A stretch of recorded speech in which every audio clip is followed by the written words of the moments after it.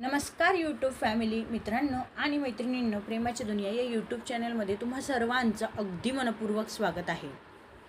आपल्या सर्व व्ह्यूअर्सना एकच रिक्वेस्ट आहे, प्लीज आपल्या चॅनलला जास्तीत जास्त सबस्क्राईब करा. तुम्हा सर्वांच्या सपोर्टची आपल्या या चॅनलला खूप गरज आहे, त्यामुळे जास्तीत जास्त सपोर्ट करा. चला तर मग वळूया आपल्या आजच्या भागाकडे. सकाळपासून पूर्वाच्या चेहऱ्यावर एक वेगळाच उत्साह होता, पण त्याचसोबत ती काहीतरी विचारातही होती. रणदीपलाही ते अनेकदा जाणवलं होतं. नाश्त्याच्या वेळी तो तिच्याकडे पाहत म्हणाला, पूर्वा, आज सकाळपासून तुझ्या चेहऱ्यावर दोन वेगवेगळ्या भावना दिसत आहेत. पूर्वा त्याच्याकडे पाहत म्हणाली, ते कशा? रणदीप म्हणाला, तू खुश आहेस, पण काहीतरी मनात ठेवूनही बसली आहेस. पूर्वा हसत म्हणाली, संध्याकाळी सांगते. रणदीपने भुवया उंचावल्या. संध्याकाळपर्यंत? पूर्वा म्हणाली, हो. रणदीपही लगेच म्हणाला, म्हणजे दिवसभर मला अंदाज लावत बसायचा आहे तर? पूर्वा हसत म्हणाली, हो. गुरलीन बाजूला बसून त्या दोघांकडे पाहत होती. ती मध्येच म्हणाली, मला वाटतं पूर्वा आज रणदीपला काहीतरी मोठं सांगणार आहे. रणदीपने तिच्याकडे पाहिलं. तुला कसं माहीत? तो म्हणाला. गुरलीन हसत म्हणाली, तुम्हा दोघांना बघून आता मला खूप काही समजतं. पूर्वा हसली, पण रणदीपच्या चेहऱ्यावर उत्सुकता मात्र कायम होती. दिवसभर रणदीप कामात असतानाही त्याचं लक्ष वारंवार पूर्वाच्या त्या गोष्टीकडे जात होतं. पूर्वा मात्र तिच्या मनातील गोष्ट सांगण्यासाठी योग्य वेळ शोधत होती. संध्याकाळी घरातील सगळे खाली होते. पूर्वा बाल्कनीत उभी होती. रणदीप तिच्या जवळ आला.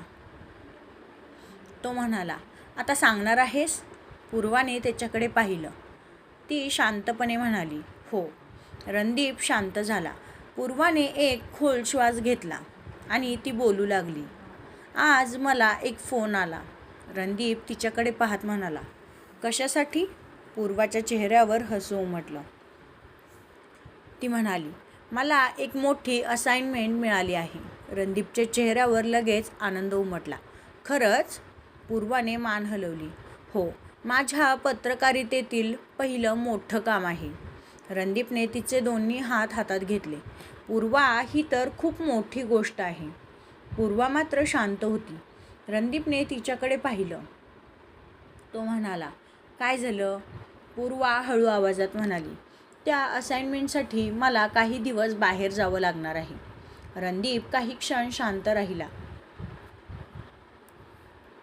पूर्वाने त्याच्याकडे पाहिलं.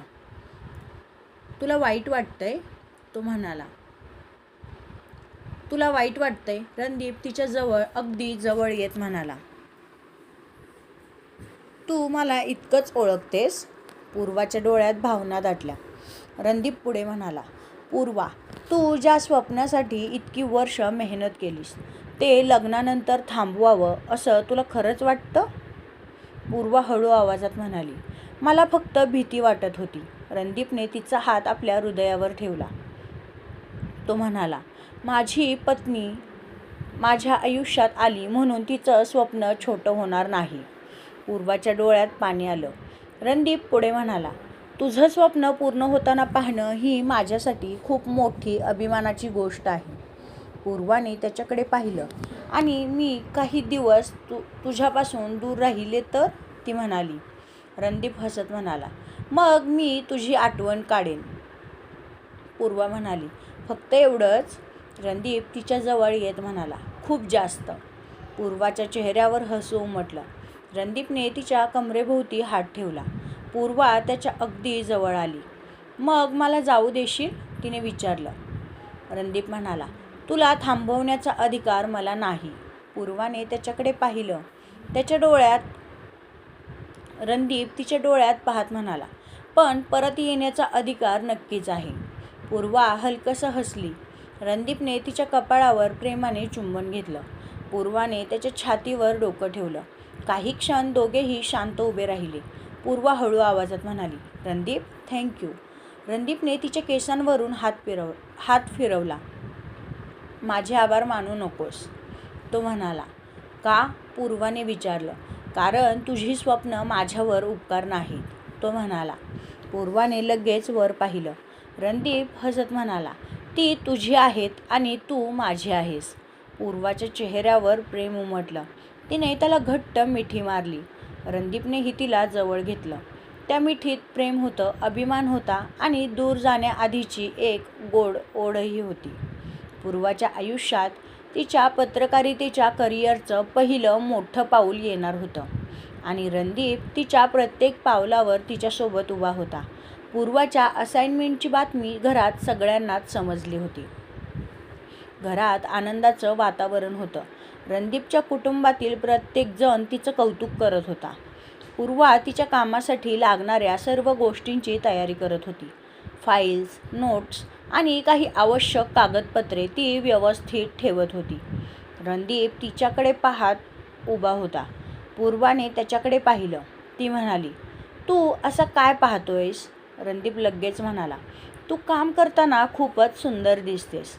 पूर्वा हसत म्हणाली, "माझं कौतुक करतोयस की माझं लक्ष विचलित करतोयस?"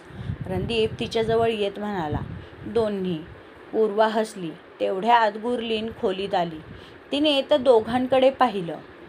"मी चुकीच्या वेळी आले का?" तिने विचारलं. पूर्वा लगेच म्हणाली, "नाही गं." रणदीपही म्हणाला, "हो." पूर्वाने त्याच्याकडे पाहून डोळे मोठे केले.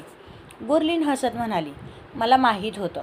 ती पूर्वाच्या जवळ येत म्हणाली, "तुझं पहिलं मोठं असाइनमेंट आहे. एक्सायटेड आहेस?" पूर्वाने हसतच मान हलवली. "खूप." गुरलीन म्हणाली, "आणि घाबरली आहेस?" पूर्वा क्षणभर शांत झाली. थोडी. रणदीप तिच्याकडे पाहत म्हणाला, "तू ज्या गोष्टीसाठी इतकी मेहनत घेतली आहेस त्यासाठी घाबरण्याची गरज नाही." पूर्वा म्हणाली, "हो, पण हे माझं पहिलंच मोठं काम आहे." रणदीप तिच्या हातात एक छोटंसं पेन ठेवत म्हणाला, "मग हे घे." पूर्वाने आश्चर्याने त्याच्याकडे पाहिलं. "हे?" रणदीप म्हणाला, "हे तुझ्या पहिल्या मोठ्या असाइनमेंटसाठी." पूर्वाने ते पेन हातात घेतलं. "याची एवढी काय खासियत आहे?" ती म्हणाली. रणदीप हसत म्हणाला, "खासियत पेनमध्ये नाही." पूर्वा त्याच्याकडे पाहत राहिली. रणदीप लगेच म्हणाला, हे वापरणारी व्यक्ती खास आहे." पूर्वाच्या चेहऱ्यावर हसू उमटलं. गुरलीनने टाळ्या वाजवल्या. "वा, मिस्टर संधू आज खूपच रोमॅन्टिक मूडमध्ये दिसतायत." रणदीप लगेच म्हणाला, "मी नेहमीच असतो." पूर्वा हसत म्हणाली, "हे खोटं आहे." गुरलीनही हसली. संध्याकाळी पूर्वा तिच्या असाइनमेंटसाठी निघण्याची तयारी करत होती. रणदीप तिच्या सामानाची बॅग घेऊन खाली आला. पूर्वा म्हणाली, "ही बॅग मी स्वतःही घेऊ शकते." रणदीप लगेच म्हणाला, "हो, ते मला माहीत आहे." पूर्वा म्हणाली, "मग पण मला तुझ्यासाठी काहीही करायला आवडतं." रणदीप उत्तरला. पूर्वा त्याच्याकडे पाहत राहिली. दोघेही काही क्षण शांत उभे राहिले. पूर्वा हळू आवाजात म्हणाली, "मी काही दिवसांसाठीच जाते." रणदीप तिच्या जवळ येत म्हणाला, "ते मला माहीत आहे. मग असा चेहरा का केलायस?" पूर्वाने विचारलं. रणदीप म्हणाला, "हा माझा नॉर्मल चेहरा आहे." पूर्वा हसली. "खोटं." रणदीप तिचा हात हातात घेत म्हणाला, "ठीक आहे, थोडी आठवण येईल."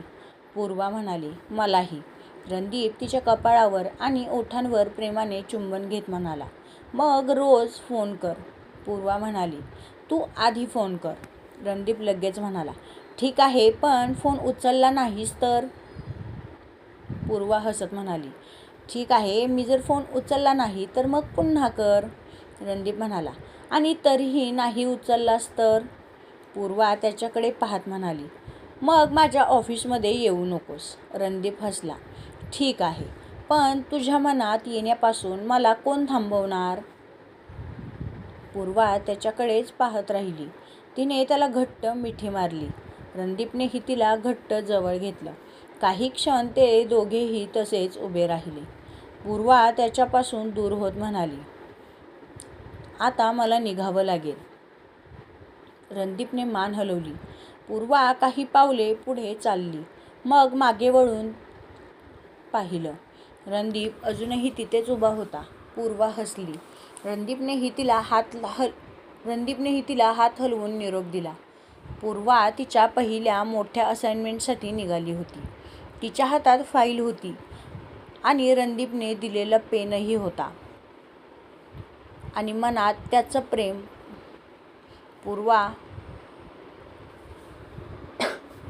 पूर्वा तिच्या पहिल्या मोठ्या असाइनमेंटसाठी एका छोट्या गावात पोहोचली होती. तिथे पोहोचताच तिला जाणवलं की ही फक्त एक बातमी नव्हती, तर या स्टोरीमागे अनेक लोकांचं आयुष्य जोडलेलं होतं. पूर्वाने आपली वही उघडली. रणदीपने दिलेलं पेन तिच्या हातात होतं. तिने पहिली नोंद केली. ही फक्त बातमी नाही, ही कोणाच्या तरी आयुष्याची कहाणी आहे. ती दिवसभर लोकांशी बोलत राहिली. तिने प्रत्येकाची बाजू ऐकून घेतली. काही जण रागावले तर काहींनी आपली वेदना सांगितली, पण पूर्वा शांतपणे प्रत्येक गोष्ट समजून घेत होती. संध्याकाळी तिने रणदीपला फोन केला. रणदीपने फोन उचलताच विचारलं, कशी चालली आहे मिस पवारची पहिली मोठी असाइनमेंट? पूर्वा हसत म्हणाली, मिसेस संधूची. रणदीपही हसला. अच्छा, मग मिसेस संधूंची असाइनमेंट कशी चालली आहे?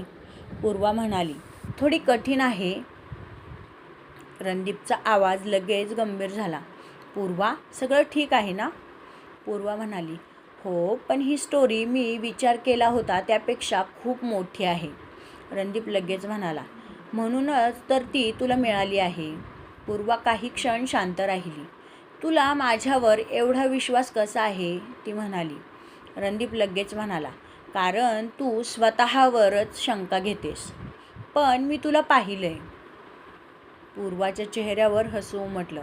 तिने विचारलं, काय पाहिलंयस?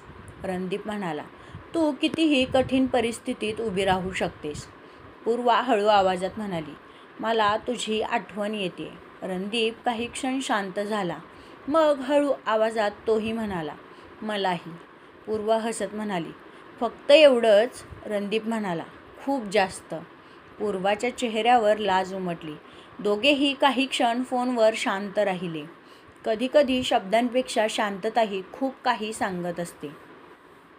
दुसऱ्या दिवशी पूर्वाने तिच्या स्टोरीवर पुन्हा काम सुरू केलं. तिने अनेक महत्त्वाचे पुरावे आणि माहिती गोळा केली. पण तिच्या लक्षात आलं की या प्रकरणात काही लोक सत्य लपवण्याचा प्रयत्न करत आहेत.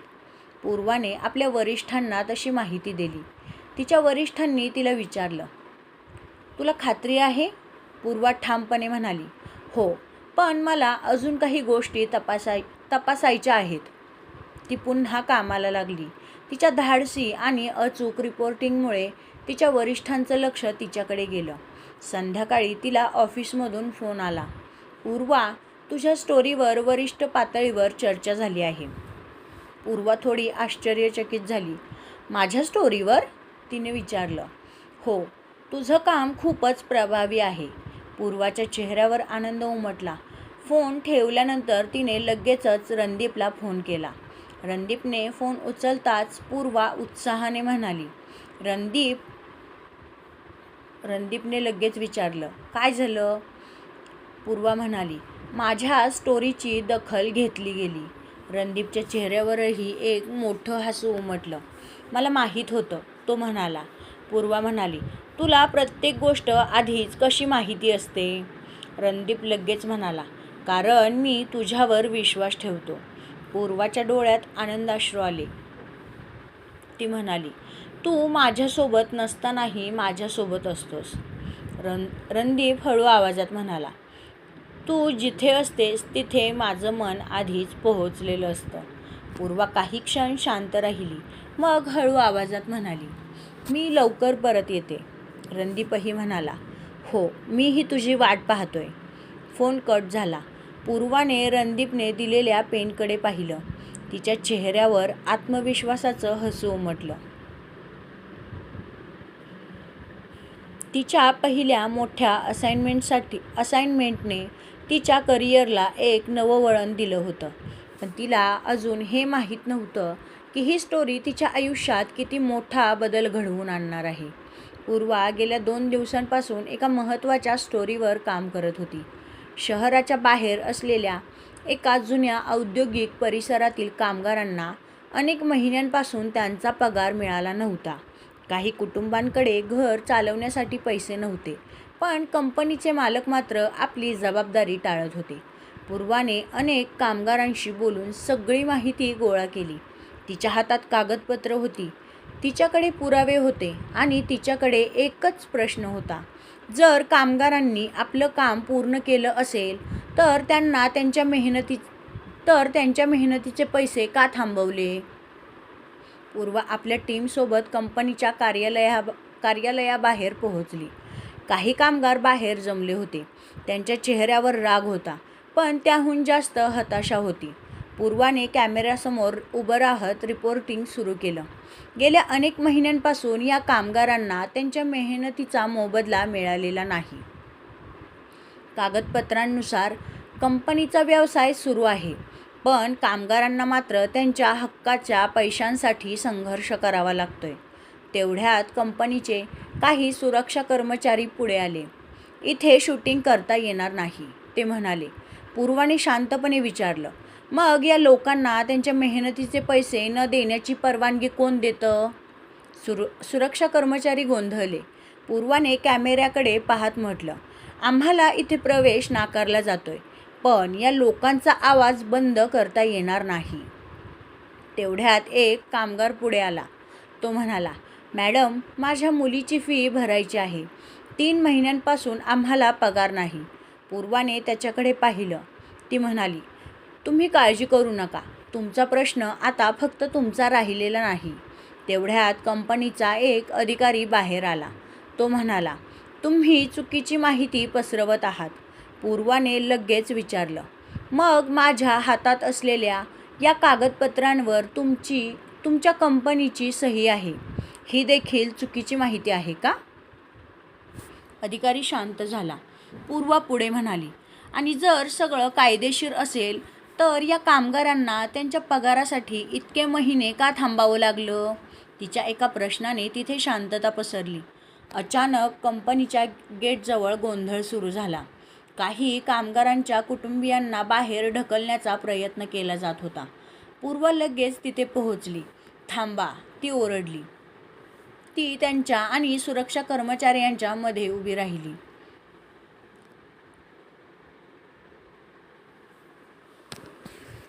तिने पुन्हा रिपोर्टिंग सुरू केलं. हे लोक इथे भांडायला आलेले नाहीत, ते त्यांच्या हक्कासाठी आले आहेत.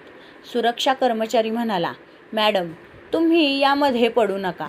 पूर्वाने शांतपणे उत्तर दिलं, मी पत्रकार आहे. माझं काम प्रश्न विचारणं आहे, आणि जेव्हा प्रश्न विचारणाऱ्यांना गप्प करण्याचा प्रयत्न होतो तेव्हा मध्ये पडणं माझं कामच आहे. तिच्या या उत्तराने तिथे उपस्थित प्रत्येकजण तिच्याकडेच एकटक पाहू लागला होता. पूर्वाने पोलिसांना माहिती दिली आणि परिस्थिती नियंत्रणात आणण्यासाठी अधिकाऱ्यांशी चर्चा केली. तिने कोणताही गोंधळ न घालता कामगारांची कागदपत्र व्यवस्थित गोळा केली, त्यांच्या तक्रारी नोंदवल्या आणि मग कॅमेऱ्यासमोर उभी राहून म्हणाली, आजचा प्रश्न हा फक्त पगाराचा नाही. प्रश्न आहे मेहनत करणाऱ्या माणसाला त्याच्या हक्कासाठी कोणासमोर हात जोडावे लागणार आहेत. त्या संध्याकाळी तिचा तो रिपोर्ट प्रसारित झाला. काही तासातच तिच्या रिपोर्टची चर्चा सर्वत्र सुरू झाली. सोशल मीडियावर तिच्या रिपोर्टचे व्हिडिओ व्हायरल झाले. लोक म्हणत होते, ही फक्त बातमी दाखवत नाही, तर ही मुलगी स्वतः लोकांसाठी उभी राहते. पूर्वा संधू नाव लक्षात ठेवा. धाडस, हुशारी आणि माणुसकी एकाच पत्रकारात. काही तासातच तिच्या रिपोर्टमुळे संबंधित विभागाने या प्रकरणाची अधिकृत चौकशी सुरू केली. कामगारांच्या थकीत पगाराची प्रक्रिया लगेच सुरू झाली. पूर्वाने आपला फोन हातात घेतला. त्यावर रणदीपचा मेसेज होता, मला तुझ्यावर अभिमान आहे. तो वाचून पूर्वाच्या चेहऱ्यावर हसू उमटलं. तेवढ्यात रणदीपचाच फोन आला. पूर्वा म्हणाली, तू माझा रिपोर्ट पाहिलास? रणदीप हसत म्हणाला, फक्त मी नाही. पूर्वा म्हणाली, म्हणजे? रणदीप म्हणाला, संपूर्ण संधू परिवाराने तो रिपोर्ट पाहिला आहे. पार्श्वभूमीत घरातील सगळ्यांचे आवाज ऐकू येत होते. पूर्वा, आम्हाला तुझा अभिमान आहे. तू आमच्या घराची सून नाहीस, फक्त